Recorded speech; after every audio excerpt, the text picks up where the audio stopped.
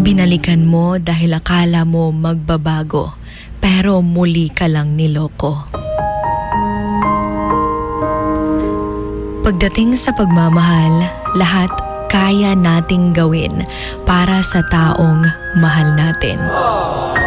Pati ang pagbibigay ng pangalawang tsansa ay ginagawa natin dahil nga mahal na mahal pa natin.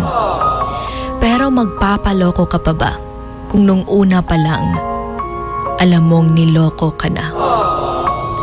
Nung mga panahong iniwan ka niya, sobrang down mo dahil hindi mo na in-expect na mangyayari yun. Nangako pa siya na hindi ka niya iiwan, pero umalis lang siya nang walang paalam.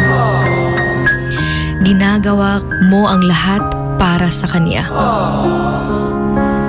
Na nato mga panahon na gimingaw kag ayo niya, kaya to pong mga panahon na naanad ka, nga naa siya permi para sa imuha. Hanggang nalaman mo na meron na pala siyang bago. Nasaktan ka dahil mahal mo pa siya. Pinilit mong tanggapin kahit sobrang sakit sa damdamin. Hanggang sa unti-unti ka ring nakamove on. Pero yun naman yung panahon, bumalik siya sa'yo. Hanggang sa nararamdaman mo na mahal mo pa pala siya.